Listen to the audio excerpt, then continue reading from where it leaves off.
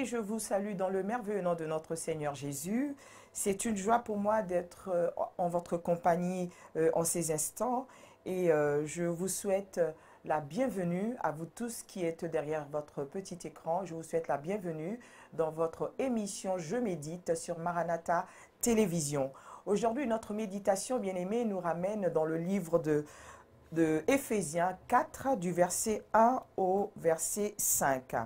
Et bien avant de commencer, bien-aimés, nous allons tout bonnement nous incliner dans la prière afin de recommander ces instants entre les mains du Seigneur. Prions ensemble. Éternel notre Dieu, Père très saint, tendre Père céleste, nous voulons encore te rendre gloire.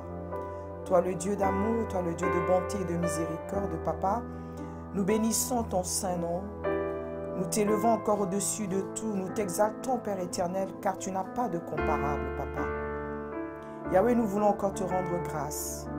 Nous voulons te dire merci du plus profond de nos cœurs pour ces instants que tu permets, ô Dieu.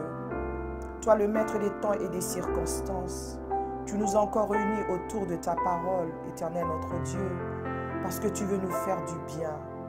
Tu veux nous faire du bien, Père éternel, avec cette nourriture délicieuse, Papa, que tu nous donnes encore ce soir. Nous te disons merci, Papa. Merci pour mon frère et pour ma sœur qui sont derrière leur petit écran et qui nous rejoignent, Père éternel, afin de participer à cette table. Laisse que ton Esprit Saint, Papa Yahweh, puisse encore nous conduire en ces instants. Oui, Saint-Esprit de Dieu, viens prendre toute la place. Viens nous conduire, Saint-Esprit de Dieu. Nous nous abandonnons entre tes mains. Conduis-nous, Saint-Esprit. Merci encore pour tout le travail que tu vas encore accomplir ce soir avec chacun de nous, pour la gloire de notre Père. Merci Saint-Esprit de glorifier encore Jésus au milieu de son peuple.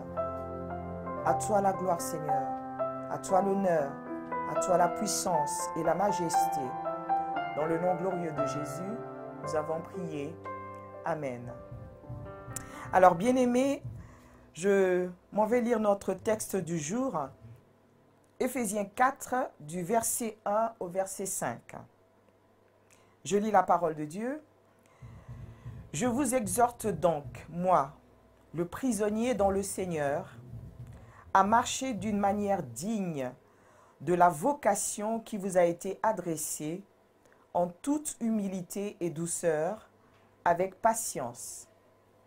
Supportez-vous les uns les autres, en vous efforçant de conserver l'unité de l'esprit par le lien de la paix. Il y a un seul corps et un seul esprit, comme aussi vous avez été appelés à une seule espérance, celle de votre vocation. Il y a un seul Seigneur, une seule foi, un seul baptême. » Amen. Alors, bien-aimés, nous voyons dans ce texte que l'apôtre Paul se présente comme étant un prisonnier de Christ. Et il avait bien raison, bien-aimé, parce qu'un prisonnier, comme vous le savez, n'a pas de volonté. Un prisonnier, bien-aimé, n'a pas de liberté. Un prisonnier, bien-aimé, il manque de mouvement. Alors, l'apôtre Paul, comme nous le savons, était un des plus grands apôtres. Il a tellement œuvré pour le Seigneur. Mais, il s'est humilié. Il s'est tellement humilié dans cette œuvre. Il n'a pas tenu compte, bien-aimé, de cette grâce que le Seigneur lui a accordée. Et aujourd'hui, les chrétiens que nous sommes, nous pensons que nous pouvons faire ce que nous voulons. Nous pouvons marcher comme nous voulons. Nous pouvons pécher et demeurer dans le péché et vouloir aussi que la grâce de Dieu puisse encore s'exercer dans nos vies. Alors, comme nous le savons, bien-aimés, l'Église est l'ensemble des personnes qui sont soumises à la Seigneurie de Jésus-Christ. L'Église est l'ensemble des personnes qui ont accepté Jésus-Christ comme leur Seigneur et Sauveur personnel. Alors, Jésus-Christ est la tête de l'Église, comme nous le savons évidemment, et nous sommes son corps. Toi et moi, nous représentons le corps de Christ. Tous les chrétiens, partout où ils peuvent se retrouver sur la terre, forment ensemble avec nous le corps du Christ. Donc que tu le veuilles ou pas, bien-aimé, que tu l'acceptes ou pas, bien-aimé, lorsqu'une personne à côté de toi se dit chrétien, se fait appeler chrétien, automatiquement tu dois savoir que cette personne est connectée à toi. Cette personne est liée à toi, bien-aimé, d'une manière ou d'une autre. Cette personne est vraiment connectée à toi. Parce que l'esprit qui est en toi, le jour où tu as accepté Jésus comme ton Seigneur et Sauveur, l'Esprit de Dieu, n'est-ce pas, est venu demeurer en toi. Il est venu faire son habitation en toi. C'est le même esprit, bien-aimé, l'Esprit de Jésus-Christ, qui habite aussi dans cette personne et qui conduit cette personne. Alors, imagine un peu que tu sois le gros orteil gauche de ton pied. Amen. Tu marches et puis tu te cognes durement. Et voilà l'œil de son côté, puisqu'il est au-dessus, il est sur la tête. Il te regarde de haut et commence à dire, oh, mais l'orteil s'est cogné, l'orteil s'est fait mal. Mais, oh, mais il n'a qu'à se débrouiller, hein. Moi, je n'ai pas son temps. Je ne peux pas m'occuper de lui. Il n'a qu'à se débrouiller, c'est son problème. Il n'avait qu'à bien marcher, il n'avait qu'à bien regarder où il allait. Est-ce que l'œil peut, la bouche peut parler de cette façon? Ce n'est pas possible. Nous le savons très bien. Parce qu'à partir du moment où l'orteil s'est cogné, c'est tout le corps qui a mal. C'est tout le corps qui s'arrête. Et quand le corps s'arrête, c'est que l'Église de Dieu va mal. C'est que l'Église de Dieu n'avance plus. C'est que l'Église de Dieu manque de puissance, bien-aimé. Donc, je voudrais dire que ce n'est pas la peine, bien-aimé, qu'on soit toujours là, se jeter la pierre, à regarder les autres de haut. Bien-aimé, ce n'est pas possible pour nous, en tant qu'enfants de Dieu, de pouvoir réagir, de pouvoir raisonner de la sorte. Mais moi, en tant qu'œil, je dois me révolutionner à un moment donné. Je dois me lever, je dois changer de mentalité. Je dois me dire, mais non, ce n'est pas possible. À partir du moment où l'orteil s'est cogné, c'est que tout le corps a mal. Moi aussi, en tant qu'œil, en tant que bras, en tant que pouce, ce que tu veux, ce que tu penses que tu représentes dans le corps du Christ, tu as mal quelque part parce que nous sommes connectés ensemble, bien-aimés. Nous sommes liés, nous ne sommes pas dissociés les uns des autres. C'est à ça que l'apôtre Paul nous appelle. Nous ne pouvons pas continuer à marcher chacun dans son coin, chacun regarder à son niveau, ce n'est pas possible. Nous formons un corps. Jésus est la tête de l'Église et nous sommes le corps, bien-aimé. Où que nous soyons sur cette terre, quel que soit ce que nous faisons dans l'œuvre de Dieu, dans l'Église locale où nous sommes, bien-aimés, nous formons le corps de Christ et nous ne pouvons pas regarder seulement à nous-mêmes. Alléluia.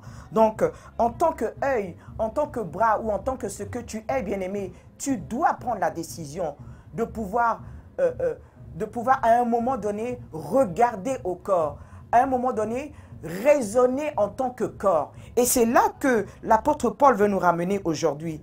Le Christ, en fait, Jésus-Christ est en train de rechercher encore aujourd'hui, bien-aimé. Il est encore en train de chercher l'unité de son corps, bien-aimé. Jésus-Christ est encore en train de chercher. Il a encore besoin de ces personnes-là qui soient des modèles bien-aimés, qui rassemblent autour d'eux. Des modèles bien-aimés qui unifient, en fait, qui unissent le corps de Christ. Des modèles qui vont faire que quand je te regarde, ah, bien-aimé, je me sens fort, je sens que je suis connecté à toi, je sens que nous nous aimons, je sens que, bien-aimé, l'Esprit de Dieu est en train de travailler en chacun de nous et nous sommes ensemble, nous nous tenons les mains dans la main et nous continuons d'avancer. Alléluia, bien-aimé. C'est à ça que l'apôtre Paul veut nous ramener en ces instants. Donc l'unité, c'est quelque chose c'est une capacité que le Seigneur a mis en chacun de nous.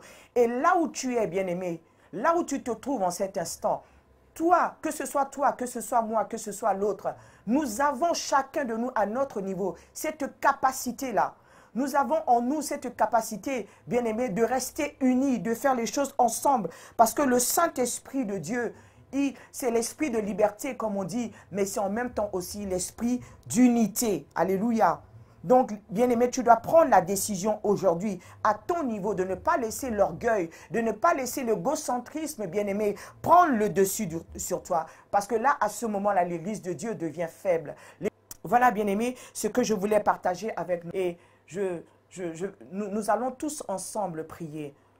Nous allons demander la grâce de Dieu, bien-aimé. Nous voulons prier ensemble. Éternel notre Dieu, Père très saint, nous voulons te dire merci, Papa, pour cette parole. Nous voulons te dire merci, Père éternel, pour cette opportunité, Père éternel, que tu nous donnes ce soir de pouvoir, ô Dieu de gloire, être unis. Tu nous as parlé de l'unité, Papa. Je te prie pour mon frère et pour ma soeur.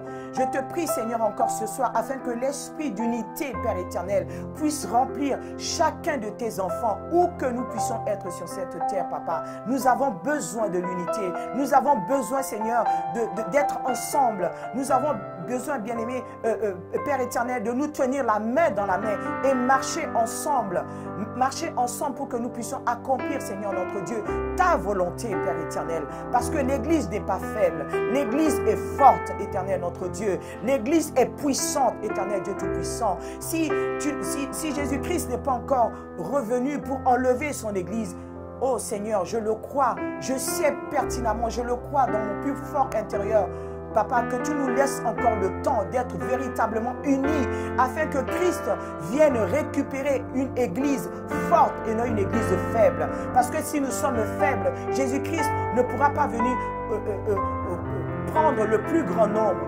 Jésus-Christ, c'est comme s'il aura travaillé en vain. C'est comme s'il serait mort en vain. Il est parti pour... Jésus-Christ est monté aux cieux pour nous préparer une place auprès du Père. Papa, nous te prions encore ce soir. Nous te prions, Père éternel. Nous te supplions encore ce soir. Là où il y avait des désaccords, là où il y avait, Père éternel, de la division, ô Dieu de gloire, Seigneur, envoie l'esprit d'unité.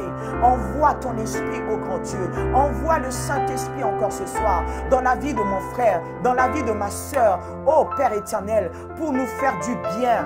Parce qu'ensemble, Père éternel, nous voulons, Seigneur Dieu de gloire, avancer ensemble. Nous voulons avancer ensemble et continuer cette œuvre, cette belle œuvre, Seigneur Dieu de gloire, que tu nous as laissée en partage, que tu nous as laissée en héritage. Seigneur, nous te disons merci parce que tu le fais. Quand c'est dans ton intérêt, Papa, tu le fais toujours. Seigneur, reçois toute la gloire, reçois l'honneur éternel, notre Dieu, reçois la puissance et la majesté. Merci pour l'esprit d'unité, ô Dieu de gloire, qui se répand dans les maisons, qui se répand, Seigneur, dans les églises, qui se répand dans les cœurs, éternel, notre Dieu. Merci pour toutes choses, Papa. À toi la gloire, Seigneur, à toi l'honneur, la puissance et la majesté. Dans le merveilleux nom de Jésus, nous avons ainsi prié et nous disons Amen. Voilà, bien-aimés, nous sommes arrivés à la fin de notre méditation du jour.